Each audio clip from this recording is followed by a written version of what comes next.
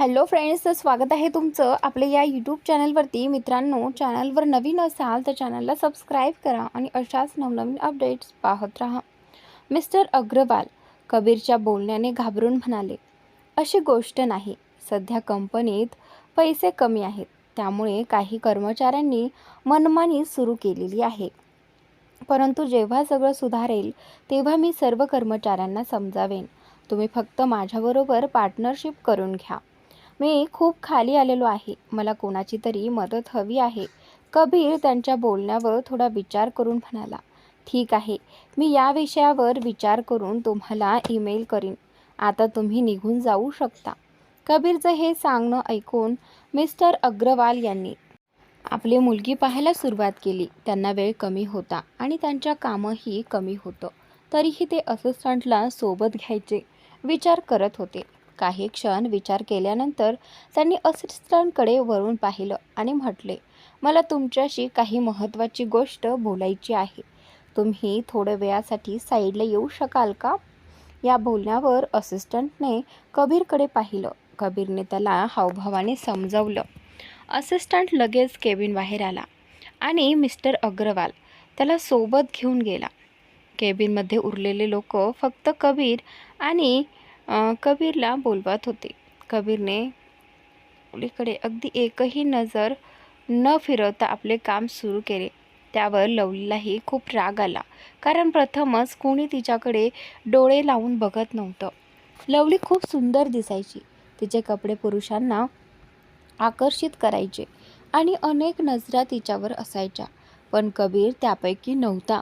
Mister Agarwal निघून गेल्यानंतर कबीरने आपल्या कामाकडे लक्ष दिलं. त्याला हे असं वाटलंही नव्हतं की लवली अजूनही केबिनमध्ये आहे. अचानक समोर डेस्कवरून त्याने लवलीला पाहिल्यावर त्याच्या डोळ्यात एक वेगळीच चमक आली. काही बोलायचं होतं की लवली लगेच कबीरच्या जवळ येऊन त्याच्या खांद्यावर हात ठेवून हसत म्हणाली, मिस्टर खन्ना, तुम्ही खूप हँडसम आहात. मला माहीत आहे तुम्ही खूप दिवसांपासून मला बघत होतात.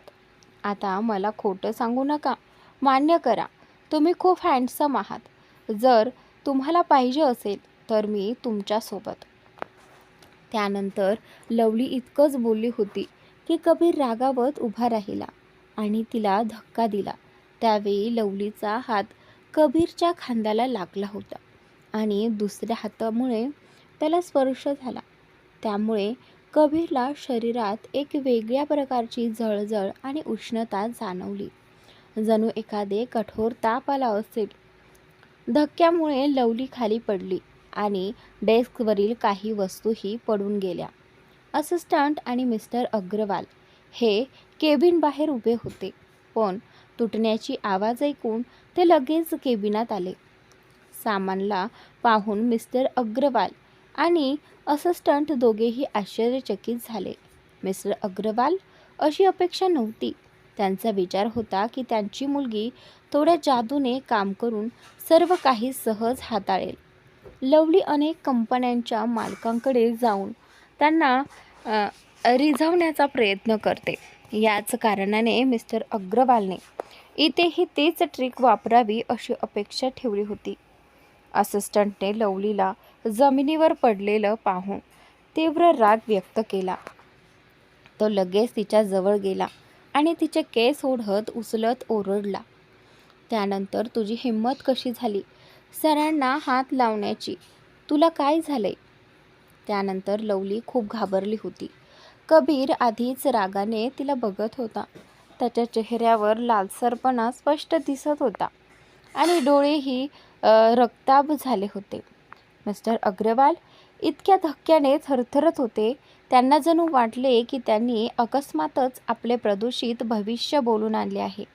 असिस्टंट लवलीचे केस अजूनही सोडत नव्हता.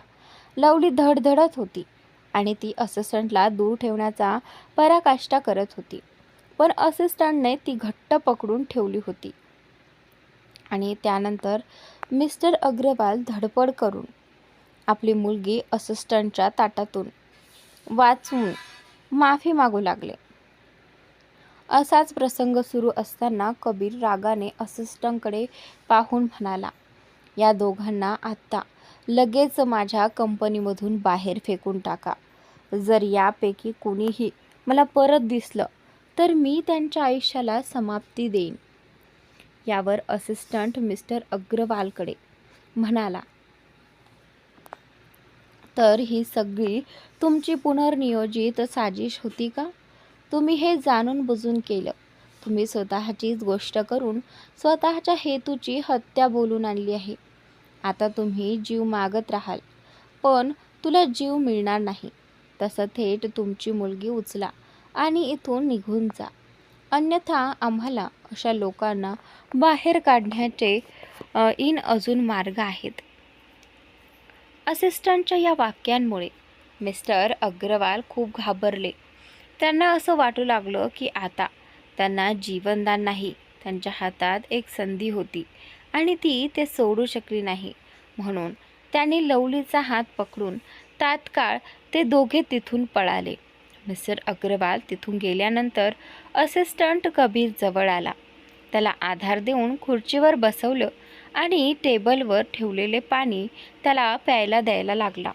कबीरने पटकन पाण्याचा ग्लास उचलून पाणी प्यायलं.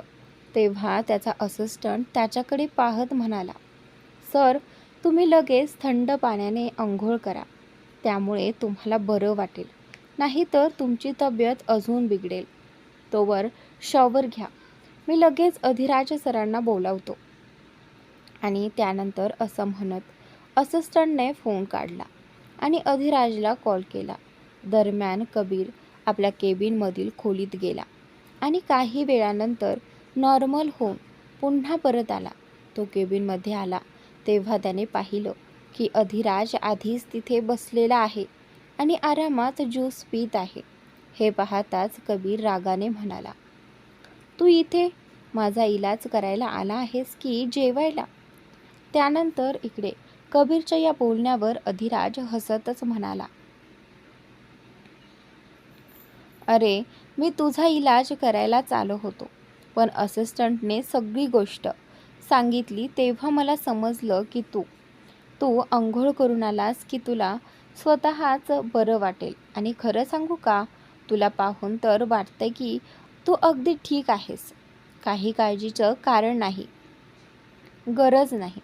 अधिराजचं बोलणं ऐकून कबीरने खोल श्वास घेत म्हणाला, हो, मी आता ठीक आहे. मला आता चांगलं वाटतंय. पण तरीसुद्धा तू मला तपासायचं असेल तर कर. कबीरच्या या बोलण्यावर अधिराज जवळ येत म्हणाला, ते तर करायलाच हवं. मला बघायचे की आजकाल तुझ्या शरीरावर काय परिणाम होत आहेत. आणि ऐकले तू आजकाल भाभीच्या मागेच जास्त असतोस.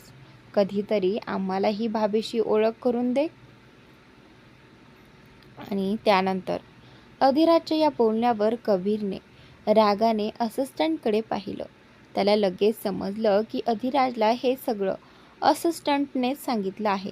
असिस्टंट कबीरकडे पाहताच घाबरत म्हणाला, सर, मी काही सांगितलेलं नाही आहे. तुमच्या स्टाफमधल्या कुणीतरी तुम्हाला आणि मॅडमला शॉपिंग करताना पाहिलं आणि त्यांनी मला विचारलं. मी त्यांना खोटं सांगू शकलो नाही म्हणून सांगावं लागलं. असिस्टंटच्या घाबरलेल्या चेहऱ्याकडे पाहत अधिराज कबीरची तपासणी करत म्हणाला, तू बिचाऱ्याला का घाबरतो आहेस? तो आधीच घाबरलाय आणि तू अजून त्याच्यावर राग काढतो आहेस. तुला स्वतःकडे लक्ष द्यायला हवं. तू फारच निष्काळजी झालायस. मी तुला जी औषधं दिली होती ती तू घेतलीस का कधी? मला दिसते तू ती नीट घेतलीच नाहीयेस. असंच चालू राहिलं तर मी तुझा इलाज बंद करीन. कधीतरी स्वतःचाही विचार कर.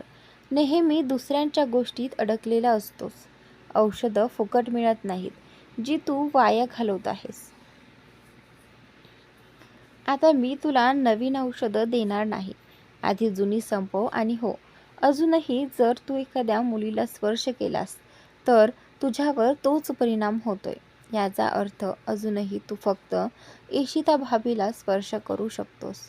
बहुतेक हे तेव्हाच शक्य झाले जेव्हा तू तिच्याशी शारीरिक संबंधात आलास.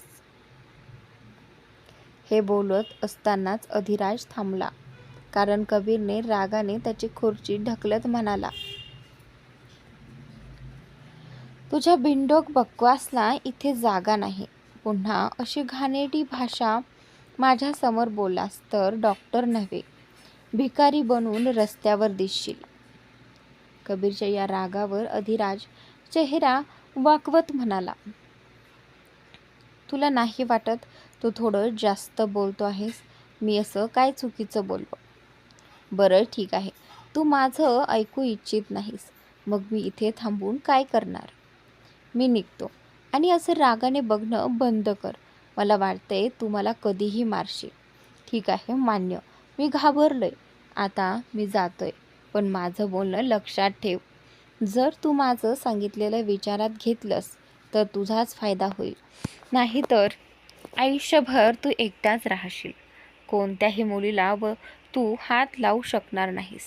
असं म्हणून अधिराज तिथून पटकन निघून गेला.